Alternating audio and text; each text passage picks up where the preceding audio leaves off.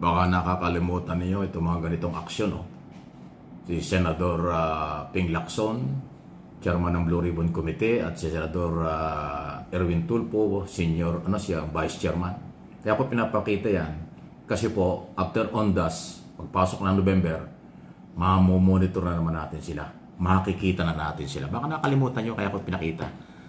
Kasi naman magbabalik na po si Senador Ping Lacson na bagong chairman muli ng Blue Ribbon Committee. Ngayon po mga ilang linggo ang nakaraan at darating pa, kaya wala tayong nakikita sa kanilang aksyon tungkol dyan sa Blue Ribbon kasi nga nag-resign siya. At ang rules po sa Senado, pag nag-resign ka o naglagay ng bagong chairman or ibabalik ka as chairman ng isang particular na committee, yan po ay aaproban sa plenaryo, sa floor ng Senado, ang formalidad na announcement at paghahalal. Kung walang tututol, kung meron man, numbers game po dyan eh. Kung majority ng mga senador ay sumang-ayon sa pagbabalik ni Ping Lacson, siya talaga ho. At ngayon pa lang, kahit hindi pa ho nangyayari yung plenaryo approval, ay sure na siya po ay babalik. So sa November 14, kung di ako nakakamali, November 11 o November 10, babalik na sila after ng recess. Kasi recess ang Kongreso dahil nga po mag-uundas. Di ba? November 1, November 2. Talagang ganoon. Every year po, 3 weeks yata yung recess ng ating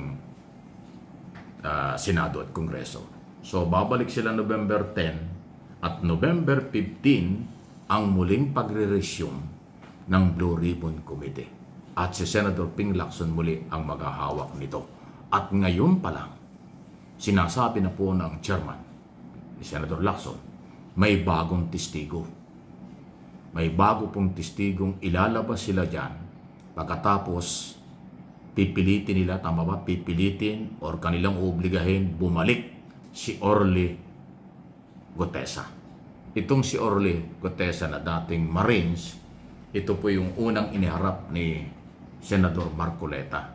Pero mukhang sumablay yung kanyang mga statement. Kaya kailangan siyang bumalik at liwanagin yung kanyang mga sinasabi kung paano di umano siya'y nagdi-deliver ng mali-maletang pera kay Saldico at saka kay dating Speaker Romualdez. At ito pa, plano din po at sana'y mangyari. Iimbitahan nila si Saldico, kaya lang nasa abroad, hindi na yata babalik, at si dating Speaker Romualdez para humarap sa Blue Ribbon Committee. Kasi po, kahit na merong co-equal or tinatawag na courtesy, parliamentary courtesy sa Kongreso at Senado, pwedeng imbitahan ang kahit sino.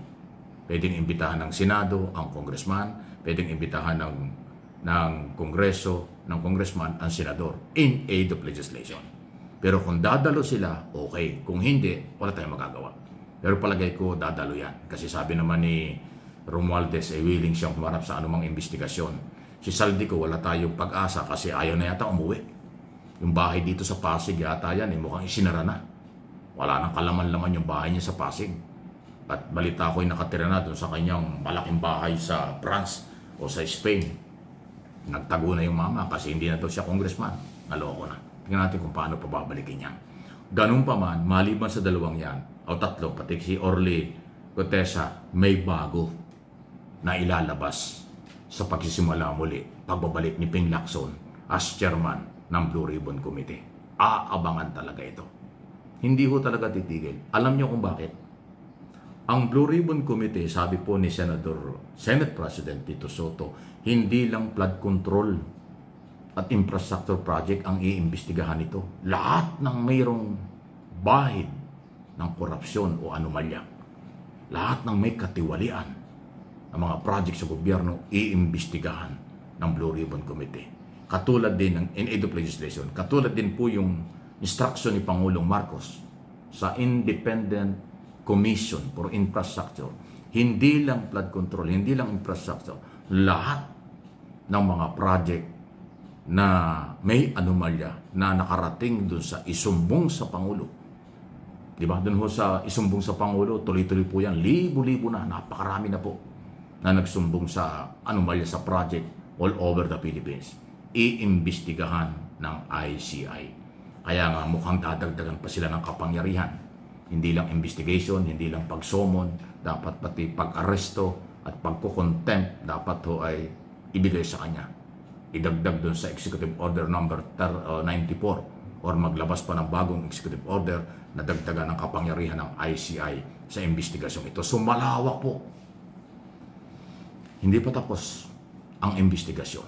Pero siyempre yung pagpapail ng kaso ay nasa sa ombudsman na yan at mapapabilis na po yan. Sinabi naman po ni Boying Rimulya, bagong ombudsman. Maganda yung kanyang ginagawa dahil araw-araw nagpe-press conference siya. Ina-update niya ang taong bayan kung anong kanyang ginagawa at ano ang mga plano. So tuloy-tuloy yan. Papunta ng papunta lahat yan.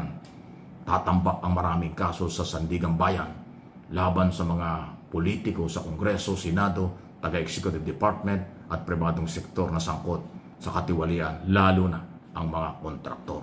Ayan ang update ha. So abangan ninyo by November 14 ang lalo pa hong matitindi na mga investigasyon. Yung Orly Gutesang ito, pipigay nito kung tama ba at may basya ng kanyang mga pag-aakusa na pag-deliver ng pera.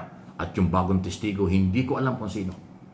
Kung sino itong bagong testigong ihaharap sa Senado. Okay? Ano yung masasabi dyan? Sige lang po. Ito kaya, sino kaya ang mauuna? Ito yung matindi. Sino kaya ang unang mabibigyan ng warrant of arrest? Ngayon ang sinasabi si Senator Bato de la Rosa. Kasi si de la Rosa po, siya po yung PNP dati, dating Director General ng PNP ng panahon ni Duterte. Ito sa Operation Tophang, Operation Double Barrel Campaign against drugs noong panahon yon. At lumalabas, base sa reklamo, ay paglabag sa karapatang pantao, crime against humanity, ang kanilang kinakaharap na kaso.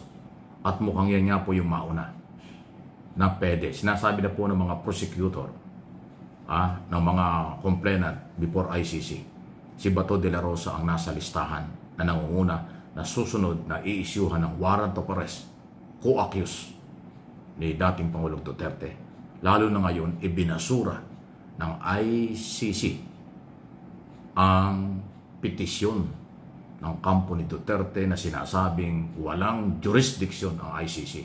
Binasura yan. Hindi totoo.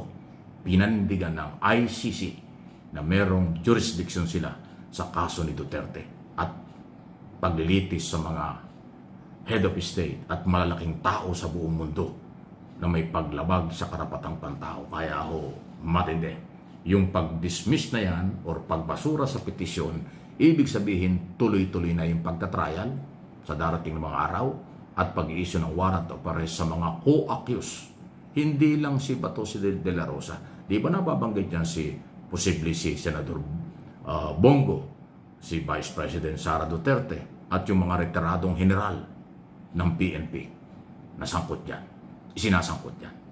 Inamin na yan ni Vice President Sara Duterte. Nakita niya ang listahan nung siya magpunta sa Daig. Kasama siya. Pero ang nasa number 1 ay si Bato. Kaya kung siya yung unahin, aabangan natin. Maraming kaganapan bago magpasko o after Christmas or bagong taon. Kaabang-abang talaga ha.